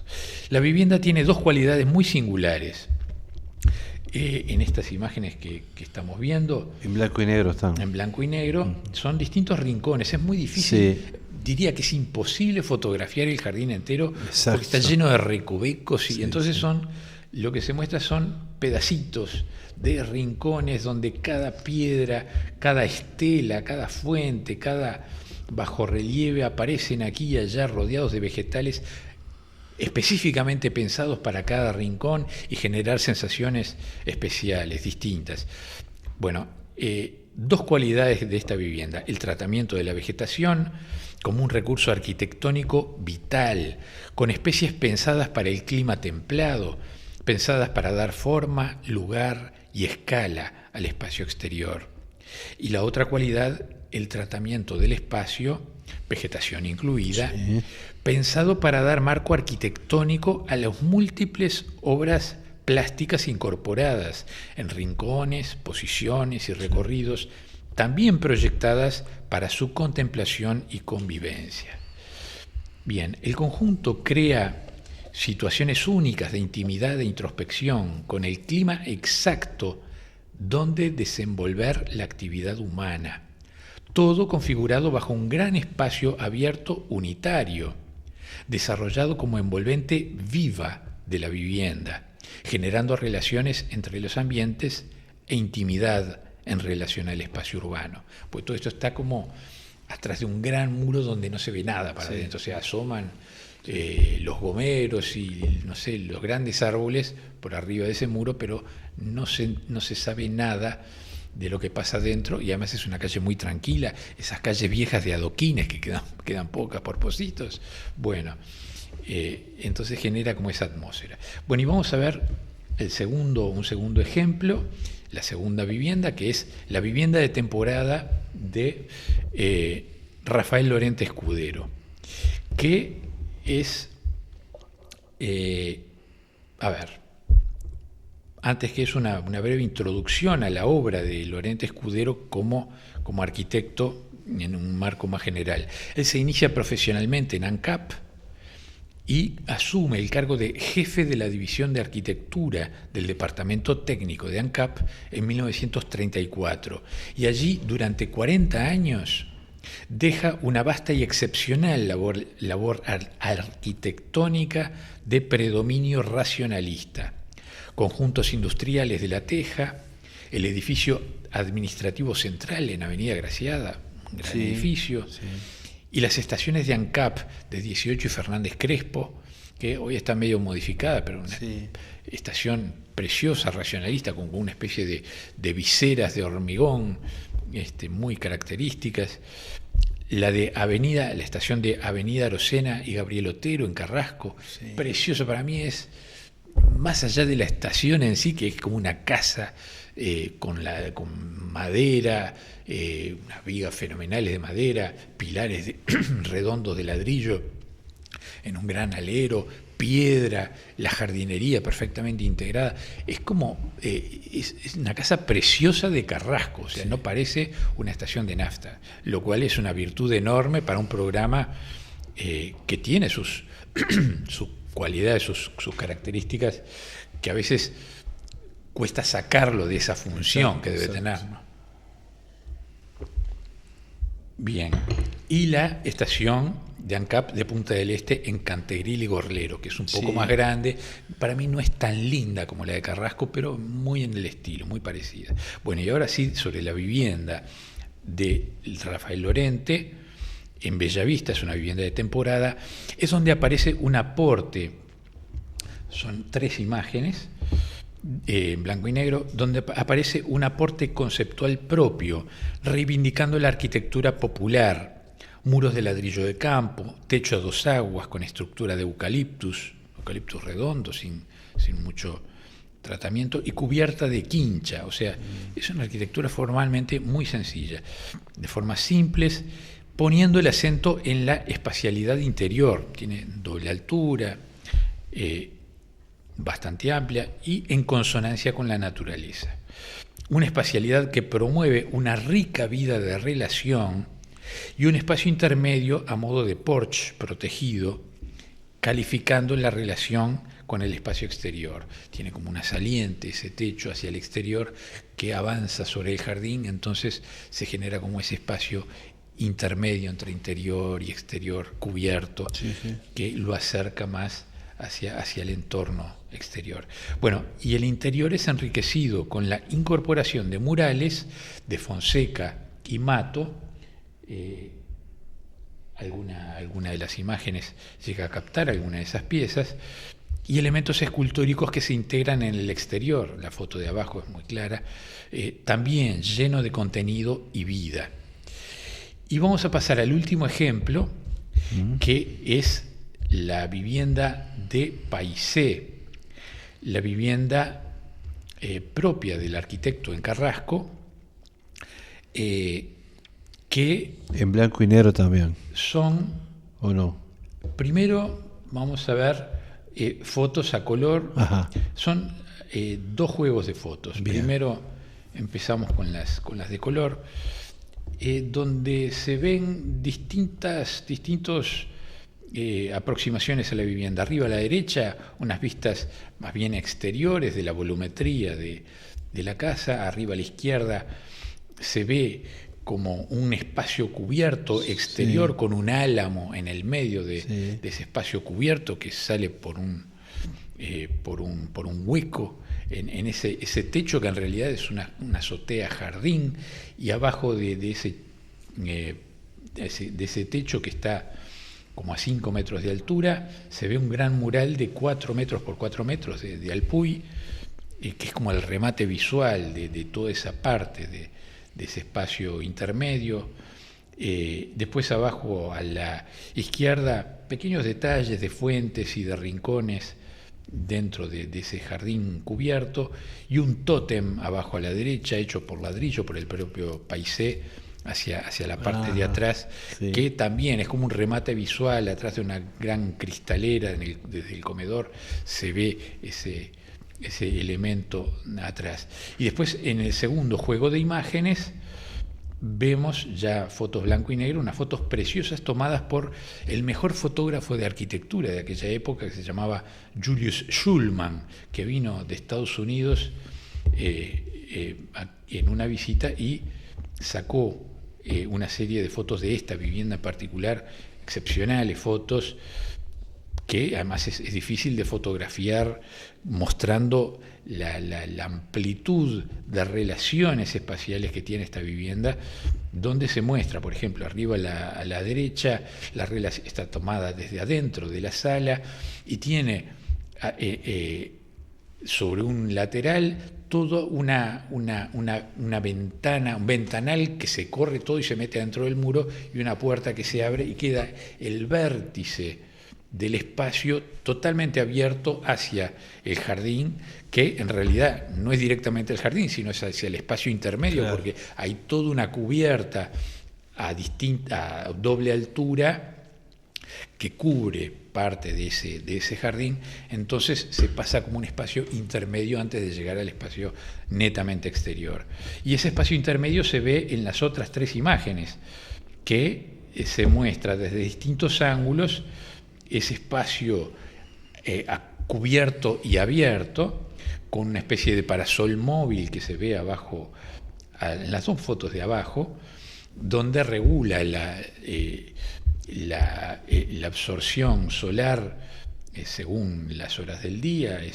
Arriba en la azotea tiene como una manija que mueve los grandes tablas de madera, y permite entrar la luz directa sobre ese espacio. Sí. Y entonces, bueno, hay todo un juego en el segundo nivel de retranqueos, de terrazas, que balconean a ese espacio intermedio, que después ese espacio se abre hacia el jardín netamente exterior. Entonces, todo ese juego de relaciones interiores, intermedias, exteriores, le da una riqueza espacial a la casa que es única. Es una casa que tuve el gusto de disfrutar en mi niñez y juventud, porque Paisé era mi abuelo. Ah, abuelo tuyo. Claro. Entonces, en la azotea, jardín, arriba de esa gran cubierta, es donde estaba su estudio, ¿no? En el segundo piso, abierto, sí, ya por arriba de esta cubierta. Y entonces daba a un jardín también con piezas del taller Torres, mosaicos, y esto está lleno de piezas del taller Torres. La casa está todavía, existe. La casa está, sí. Entonces, ¿qué tiene? Bueno, a ver, algunas características generales. Consustanciación, forma, contenido. Integración de las artes. Varios discípulos del taller Torres han hecho fuentes, tapices, mosaicos, murales, todo en distintos lugares de la vivienda, con estudiado además las visuales de los espacios hacia esas obras de arte para disfrutarlas de una manera pensada, ¿no? No están puestas en cualquier lado. Sí, claro. Hay una unidad expresiva y material, bueno, es como esa gran envolvente que está ordenando todo esto que parece muy articulado y libre en las imágenes. En realidad hay un solo prisma que le da unidad a todo aquello, expresión orgánica y relaciones con la naturaleza, geometría y proporciones, todo esto. Está la proporción áurea y cantidad de relaciones geométricas sumamente estudiadas, como se hacía antes, ¿no? Como se hacía en el siglo XIX.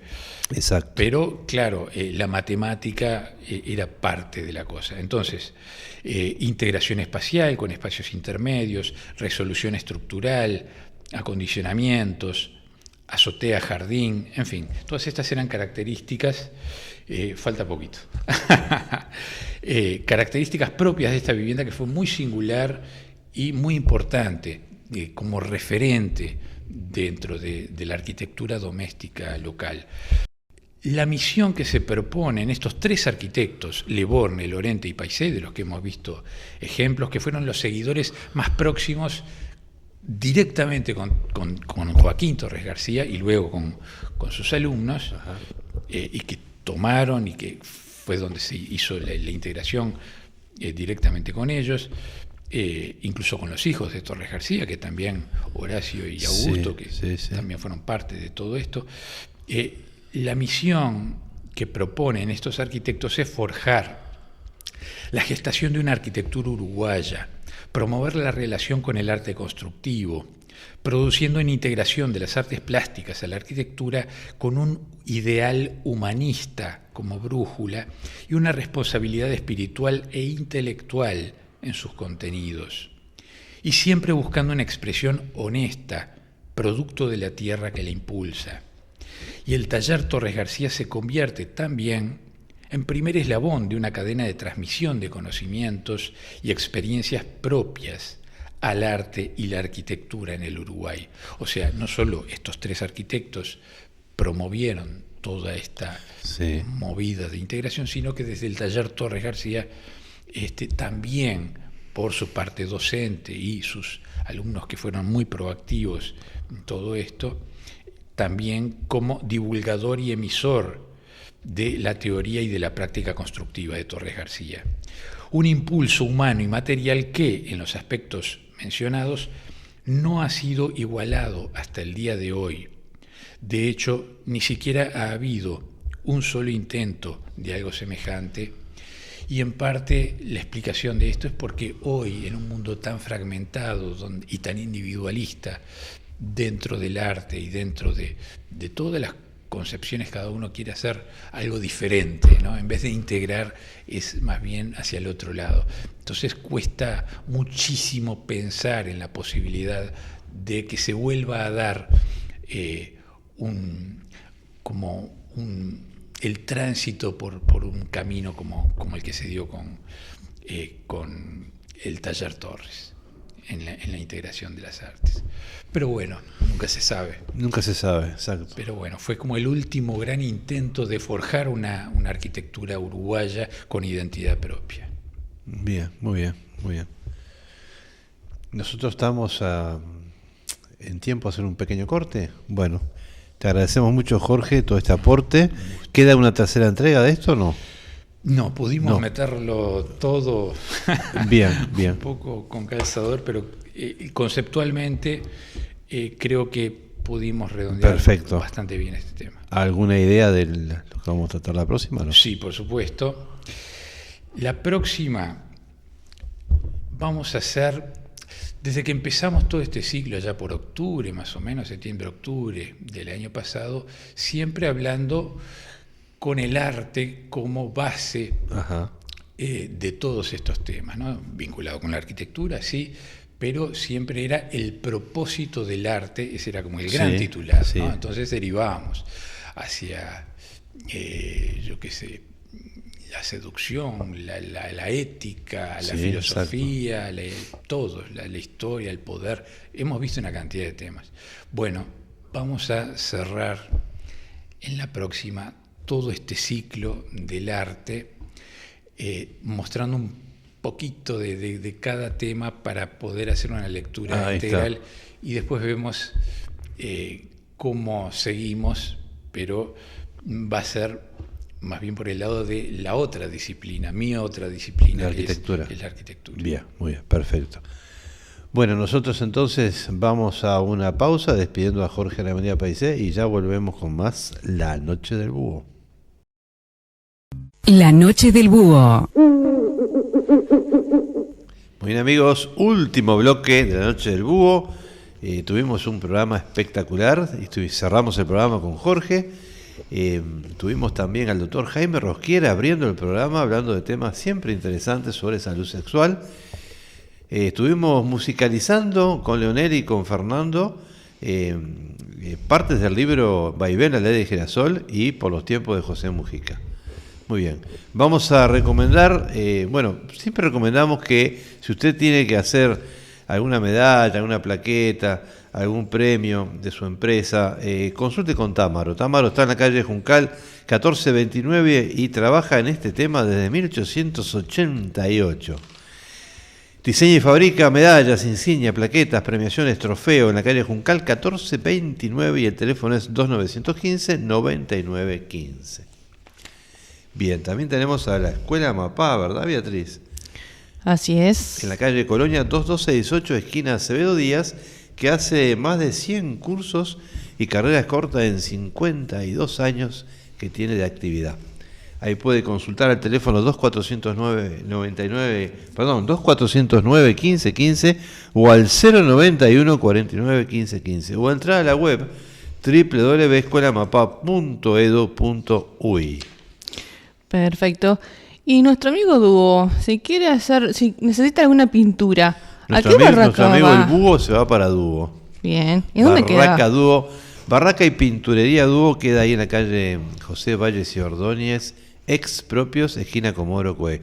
1995 es el número de puerta. Ahí encontramos todo lo inherente a barraca y pinturería y hay un descuento especial en herramientas eléctricas de un 15% para la audiencia de la Noche del Búho. Que mencione la Noche del Búho. Por supuesto, ¿verdad? mencionando la Noche del Búho. Y aparte es espectacular porque tiene más de 30.000 colores a elección. 30.000 colores a elección para pinturas de casas y muros, ¿verdad? Bien.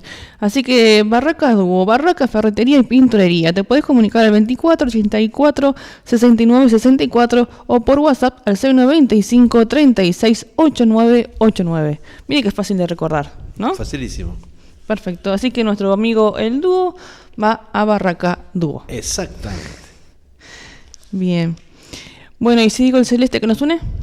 El celeste que nos une, Kutza, siempre iremos contigo. Hace muy poco recibió la certificación, UNIT hizo, son de las normas, ¿verdad? 50.001, que está vinculada, abarca áreas centrales de nuestra operación en la planta José Añón. Su presidente Juan Antonio Salgado, que es hijo del anterior presidente Juan Salgado, estuvo presente en ese acto y manifestó que para la empresa la movilidad eléctrica nunca fue solo una apuesta tecnológica, siempre entendimos que se trataba de una transformación mucho más profunda, una nueva manera de pensar el transporte, la eficiencia, la sostenibilidad y la responsabilidad con el país y con las futuras generaciones. Siempre iremos contigo. Bien. Kutza.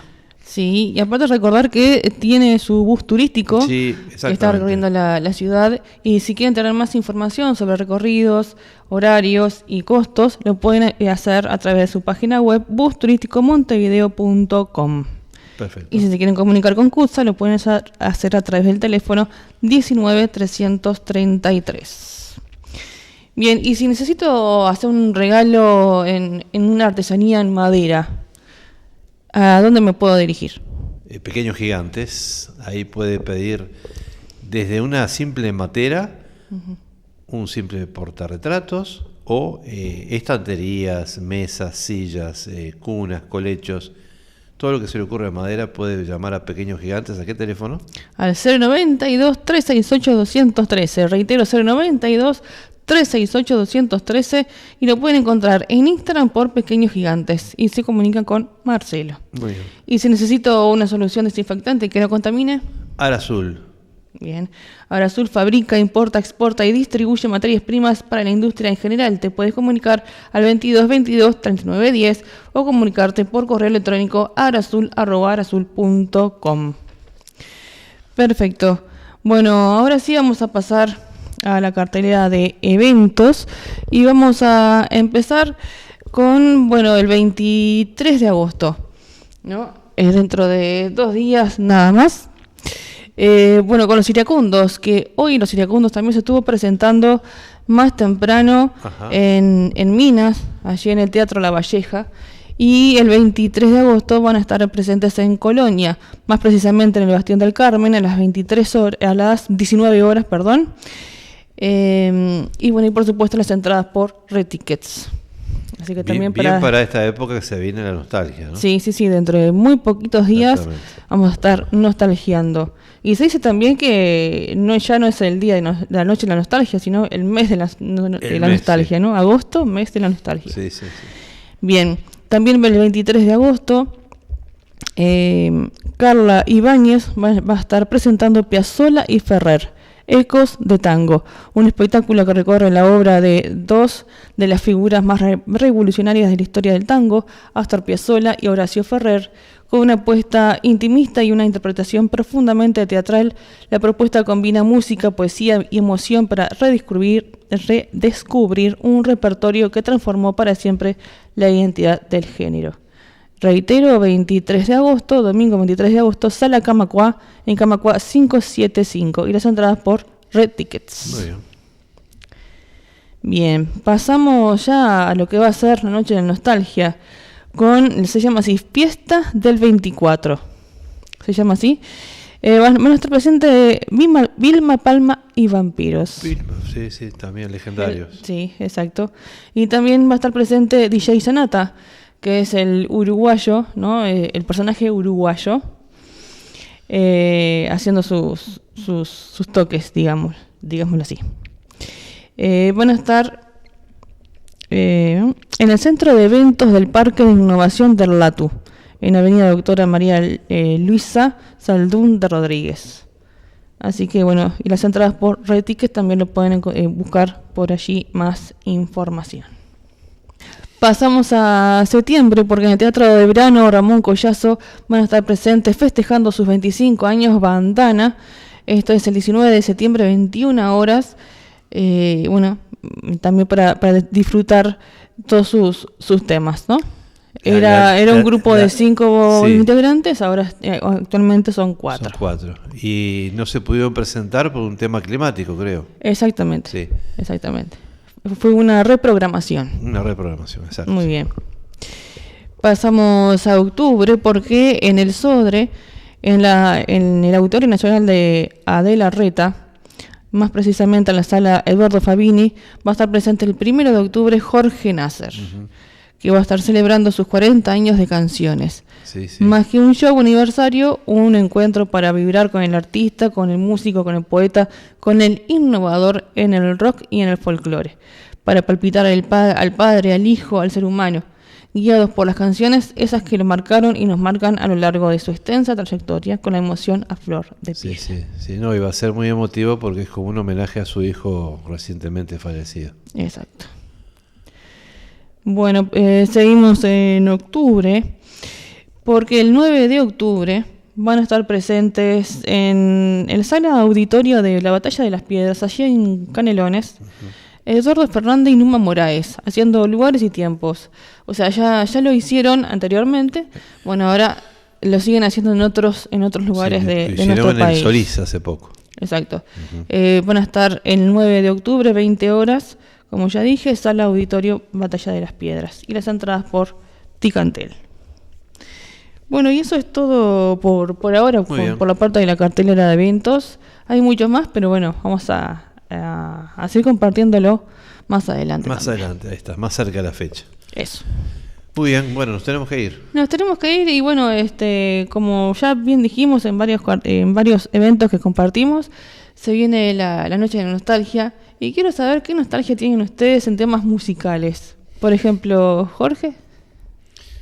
Pues yo me quedé en los 80 y los 90, no he avanzado desde ahí.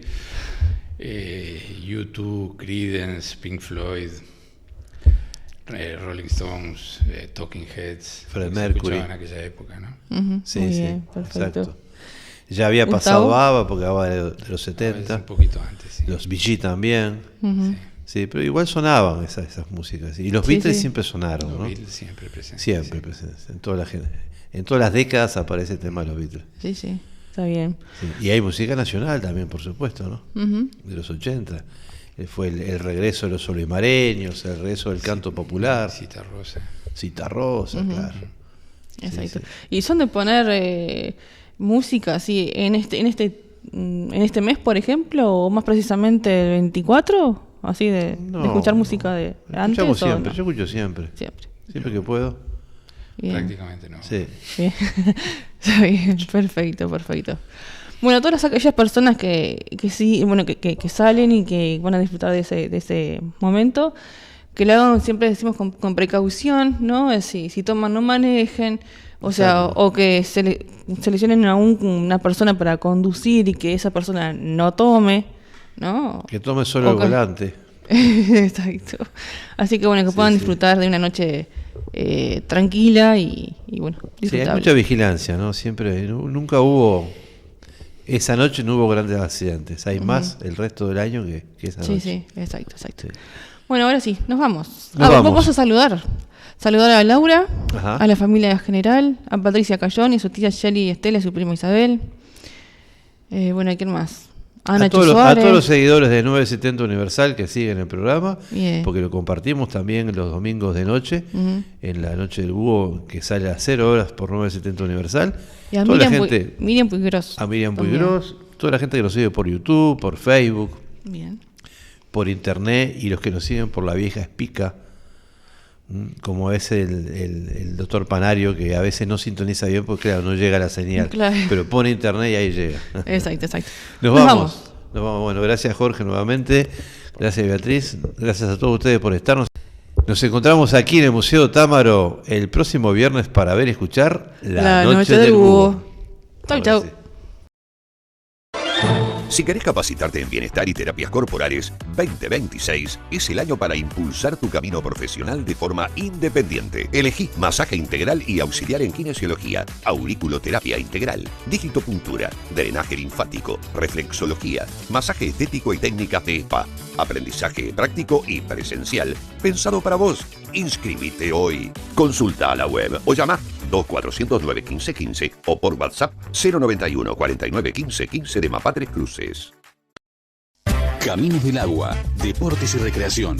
Navegamos en canoa los humedales de Santa Lucía. Ecoturismo en el oeste de Montevideo. Escuela de canotaje en Santiago Vázquez. Seguinos en Instagram, @Caminos del Agua UI. O comunicate al 091-335-990. Escuela de canotaje en Santiago Vázquez. Presenta Arazul para su línea Asepsis. Desinfectante de amplio espectro. Utilizado en la industria alimenticia como bodegas, lácteos, frigoríficos, tanto para lavado de maquinarias como para envases y locales. A diferencia de amonios cuaternarios y lejías, Asepsis no deja residuos tóxicos ni clorados. Es de rápida acción y muy fácil eliminación. ¿Tenés una cervecería artesanal? Asepsis se encarga de proporcionarte una desinfección efectiva en minutos. Ideal para fermentadores, botellas y equipos de envasado. Mantén tu espacio cervecero cervecero impecable. Asepsis es amigable con el medio ambiente. Es la opción perfecta para los cerveceros que se preocupan por su producto y la sostenibilidad. No dejes que la contaminación arruine tu arte. Llámanos al 2-222-3910, arasul.com o arasul@arasul.com. La noche del búho.